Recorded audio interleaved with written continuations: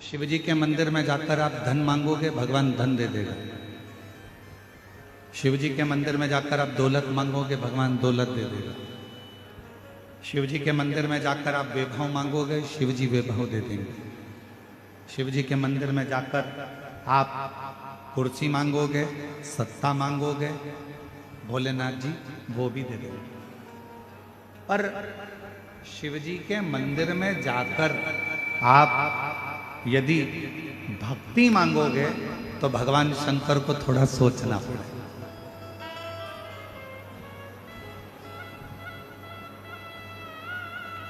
क्यों सोचना पड़ेगा?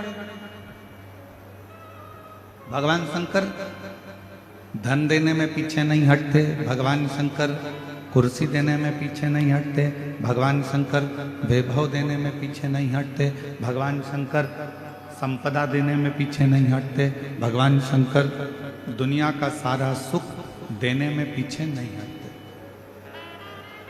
वो देने में पीछे नहीं हटते।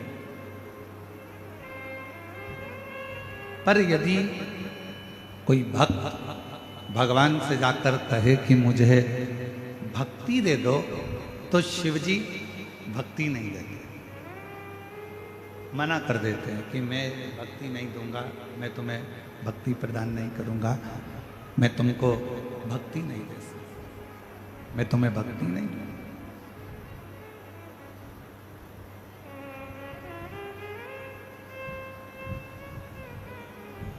एक बार पार्वती जी ने भी शिव जी से पूछ लिया कि आप दुनिया के सारे लोगों को, दुनिया के सारे भक्तों को आप जायदाद दे देते हो, संपदा दे देते हो, दौलत दे देते हो, गाड़ी दे देते हो, बंगला दे देते हो, सब कुछ आप दुनिया के लोगों को दे देते हो, तो भक्ति क्यों नहीं देते?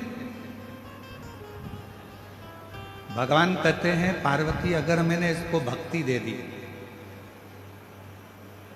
और इसने अगर भक्ति को प्राप्त कर लिया तो फिर इसको कुछ मांगने की जरूरत ही नहीं पड़ेगी, मुझे खुद इसके दरवाजे पर जा जाकर इसको सब कुछ देना पड़ेगा, फिर ये मांगेगा कुछ। यदि भक्ति मिल जाए। एक लाइन पहले लोग भजन में, स्मरण में एक लाइन गुनगुनाया करते थे, भजन में, कीर्तन में एक लाइन पहले के लोग गुनगुनाते थे कि भगत के वश में भगवान, भगत के वश में भगवान, भगत बिना ये कुछ भी नहीं है, भगत बिना ये कुछ भी नहीं है, भगत है इनकी जान, भगत के वश में है भगवान, भगत के वश में है भगवान। पहले के लोग गुनगुनाते थे, स्मरण करते थे, पुकारते थे। क्यों?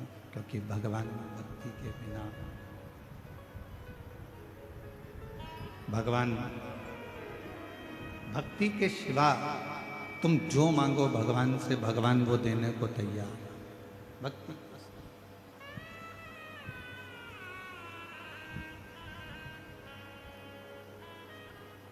धन मांगो धन देगा, वैभव मांगो वैभव देगा, संपदा मांगो संपदा देगा, गाड़ी मांगो गाड़ी देगा, बंगला मांगो बंगला देगा, पर मेरा शंकर भगवान भक्ति नहीं देगा। बहुत सोच समझ कर देते हैं।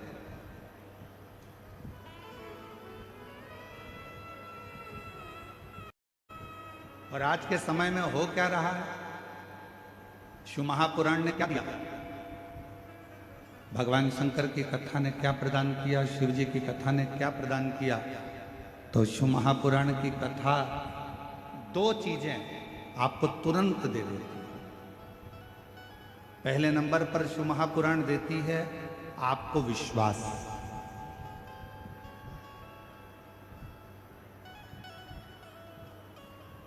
और दूसरे नंबर पर शिव महापुराण देती है आपको भक्ति।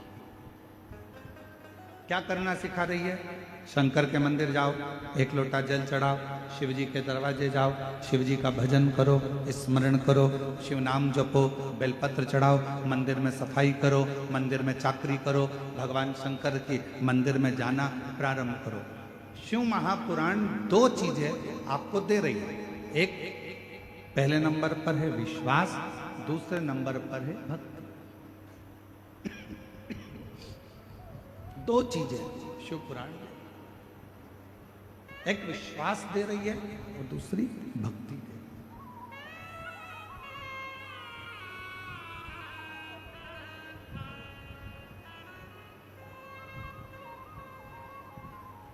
शायद इसीलिए शिव महापुराण की कथा सुनने वालों के, शंकर जी के मंदिर जाने वालों के सभी कार्य देवाधिदेव महादेव अपने आप पूरे कर रहे हैं, क्योंकि उनके अंदर भक्ति का प्रवेश है। उनके अंदर भक्ति प्रवेश हो गया, भक्ति उनके अंदर प्रवेश। और शिव स्वयं पार्वती जी से कहते हैं कि मैं दुनिया का सबसे ज्यादा ठाट, दुनिया का सारा सुख मैं सबको दे सकता हूं, पर भक्ति बड़ा सोच समझ कर देता हूं, बड़ा सोच, भक्ति बहुत सोच समझ।